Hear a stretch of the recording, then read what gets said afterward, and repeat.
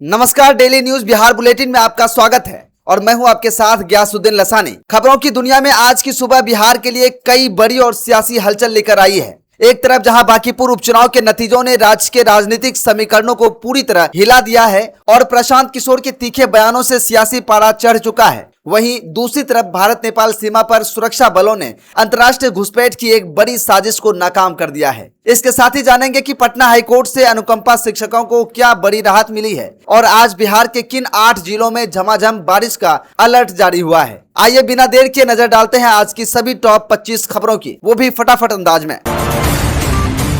भारत नेपाल सीमा से 2 बांग्लादेशियों की गिरफ्तारी के बाद अलर्ट, घुसपैठ नेटवर्क का पता लगाने में जुटी एजेंसियां। सिल्क सिटी का विस्तार 359 वर्ग किलोमीटर क्षेत्र में बनेगा ग्रेटर भागलपुर, 7 चरणों में पूरा होगा मास्टर प्लान। जेपी गोलंबर पर छात्र पुलिस में झड़प तो डाकबंगला पहुंचे प्रदर्शनकारी, पटना में छात्र युवा संघर्ष मोर्चा के बैनर तले हुए प्रदर्शन।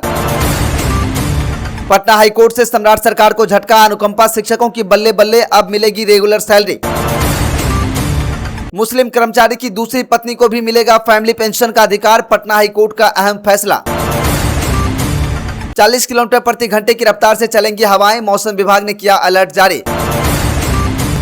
पटना की सड़कों पर एक बार फिर उतरा वाटर कैनन, एनएसयूआई का जोरदार प्रदर्शन, हिरासत में बिहार कांग्रेस अध्यक्ष। प्रशांत किशोर इतना घमंड मत कीजिए, बांकीपुर में हार पर गिरिराज सिंह, कहा पीके की जीत पर कांग्रेस खुश क्यों।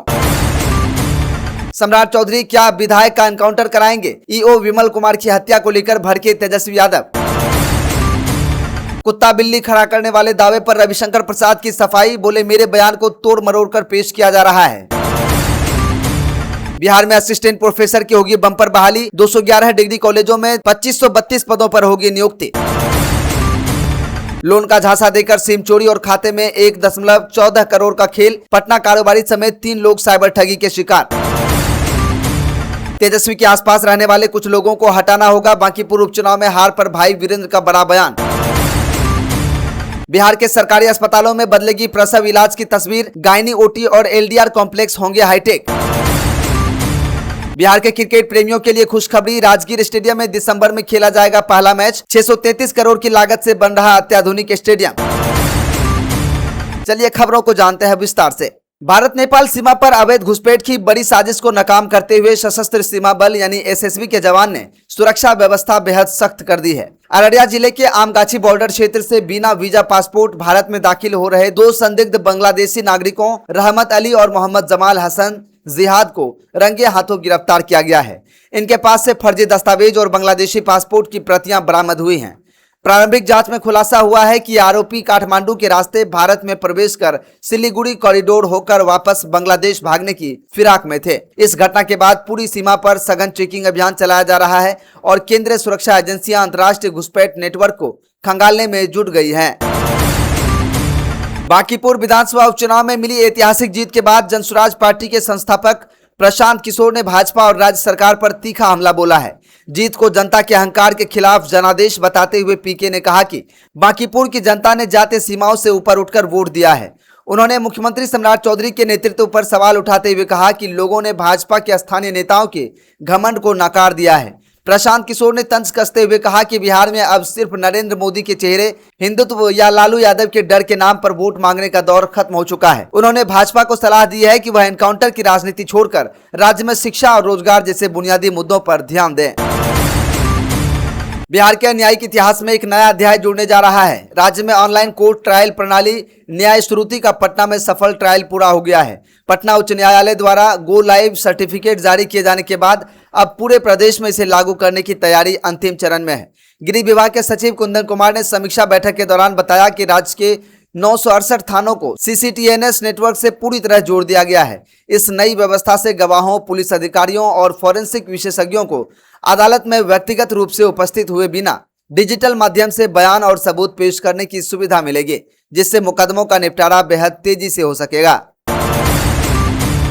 सिल्क सिटी भागलपुर के कायाकल्प के लिए ग्रेटर भागलपुर और सैटेलाइट टाउन मास्टर प्लान का काम तेजी से आगे बढ़ रहा है। शहर को अगले 20 वर्षों की जरूरतों के मुताबिक तैयार करने के लिए सोशल एंड इकोनॉमिक सर्वे पूरा कर लिया गया है और अब बेस मैपिंग का काम जारी है। नए मास्टर प्लान के तहत भागलपुर आयोजना क्षेत्र का दायरा बढ़ाकर 359 वर्ग किलोमीटर कर दिया गया है, जिसमें 384 राजस्व गांव और 4 सेंसस टाउन शामिल किए गए हैं। इस विस्तारित क्षेत्र में नई सड़कें, आधुनिक सीवरेज ड्रेनेज सिस्टम, औद्योगिक जोन, पार्क और हरित क्षेत्र विकसित किए जाएंगे। 10 अगस्त को नगर निगम प्रशासन इस पूरी परियोजना की समीक्षा करेगा। बांकीपुर उपचुनाव के नतीजों ने बिहार की मुख्य विपक्षी पार्टी राजद की नींद उड़ा दी है। इस सीट पर प्रशांत किशोर की सेंधमारी के कारण राजद का पारंपरिक मुसलमान यादव समीकरण पूरी तरह बिखर गया। तेजस्वी यादव द्वारा चुनाव प्रचार के आखिरी दिनों में किए गए ताबड़तोड़ रोड शो के बावजूद मुस्लिम और यादव बाहुल इलाकों जैसे सब्जीबाग, मंदिरी, बाकरगंज और लोहानीपुर में मतदाताओं ने राजद से दूरी बना ली। नतीजतन राजद प्रत्याशी को जीत के अंतर से भी कम वोट मिले हैं और पार्टी तीसरे स्थान पर खिसक गई है। युवाओं और मुस्लिम मतदाताओं का जनसुराज की ओर झुकाव यह संकेत दे रहा है कि बिहार में एक नया राजनीतिक विकल्प तेजी से अपनी जगह बना रहा है। राजधानी पटना मंगलवार को उस वक्त रणक्षेत्र बन गई जब छात्र युवा संघर्ष मोर्चा के बैनर तले विभिन्न छात्र संगठनों ने उग्र प्रदर्शन किया। गांधी मैदान स्थित जेपी गोलंबर पर पुलिस ने जब प्रदर्शनकारियों को रोकने की कोशिश की तो माहौल तनावपूर्ण हो गया। छात्र पुलिस के बैरिकेड्स तोड़ते हुए डाकबंगला चौराहे तक पहुंच गए, जहां घंटों तक यातायात बाधित रहा। प्रदर्शन में शामिल हुए एनएसयूआई, आईसा और एआईएसएफ जैसे प्रमुख संगठनों के नेताओं ने आरोप लगाया कि राज्य सरकार शिक्षा व्यवस्था को बेहतर बनाने और युवाओं को रोजगार देने में पूरी तरह विफल रही है। प्रदर्शनकारियों ने चेतावनी दी है कि यदि उनकी मांगों पर जल्द विचार नहीं हुआ तो यह आंदोलन पूरे राज्य में फैलाया जाएगा। अनुकंपा के आधार पर नियुक्त शिक्षकों को बड़ी राहत देते हुए शिक्षा विभाग के उस मनमाने आदेश को रद्द कर दिया गया है जिसके तहत उन्हें निश्चित मानदेय पर रखा गया था। न्यायमूर्ति हरीश कुमार की एकल पीठ ने स्पष्ट किया है कि जिला अनुकंपा समिति द्वारा सिफारिश प्रक्रिया में की गई प्रशासनिक देरी का खामियाजा मृत कर्मचारियों के आश्रितों को नहीं भुगतना पड़ सकता है। अदालत ने सरकार की इस कार्रवाई को संविधान के अनुच्छेद 14 समानता का अधिकार का उल्लंघन माना है। कोर्ट ने राज्य सरकार को सख्त निर्देश दिए हैं कि याचिकाकर्ताओं को अगले 3 महीने के भीतर नियमित शिक्षक का वेतनमान और सभी बकाया परिणाम लाभ प्रदान किए जाएं। पटना हाईकोर्ट एक महत्वपूर्ण कानूनी फैसले में पटना हाईकोर्ट ने स्पष्ट किया है कि जब तक देश में समान नागरिक संहिता यानी यूसीसी लागू नहीं हो जाती है तब तक मुस्लिम पर्सनल लॉ के तहत की गई वैध दूसरी शादी की पत्नी को फैमिली पेंशन से वंचित नहीं किया जा सकता। लखीसराय की नजमा खातून की याचिका पर सुनवाई करते हुए अदालत ने राज्य सरकार को 2 सप्ताह के भीतर पेंशन राशि जारी करने का आदेश दिया है। न्यायमूर्ति पूर्णेंदु सिंह की पीठ ने कहा कि बिहार सरकार की 211 वैध शादी करने वाली जीवित विधवाएं पेंशन की पूर्ण हकदार हैं। सरकारी विभाग का यह तर्क खारिज कर दिया गया कि दूसरी शादी के लिए विभागीय अनुमति नहीं ली गई थी। बांकीपुर उपचुनाव में भाजपा की करारी हार के बाद केंद्रीय मंत्री गिरिराज सिंह ने जनसुराज के नेता प्रशांत किशोर पर तीखा हमला बोला है। गिरिराज सिंह ने पीके को जीत के घमंड से बचने की सलाह देते हुए आरोप लगाया कि यह चुनाव पूरी तरह से राजद और जनसुराज के बीच फिक्स था। उन्होंने कहा कि तेजस्वी यादव और प्रशांत किशोर सिर्फ जनता को दिखाने के लिए एक दूसरे पर बयानबाजी कर रहे थे, लेकिन पर्दे के पीछे दोनों मिले हुए हैं। गिरिराज सिंह ने कांग्रेस पर भी चुटकी लेते हुए कहा कि जिस पार्टी का कोई उम्मीदवार मैदान में नहीं था वह दूसरों की जीत पर जश्न मना रही है और जो बेहद हास्यास्पद है। मौसम विभाग ने बिहार में मानसून के पूरी तरह सक्रिय होने की पुष्टि करते हुए राज्य के कई हिस्सों में भारी बारिश, तेज हवाओं और वज्रपात की चेतावनी जारी की है। 5 अगस्त को राज्य के 8 प्रमुख जिलों पश्चिमी चंपारण, पूर्वी चंपारण, किशनगंज, भोजपुर, अरवल, औरंगाबाद, गयाजी और जहानाबाद में मूसलाधार बारिश का अलर्ट घोषित किया गया है।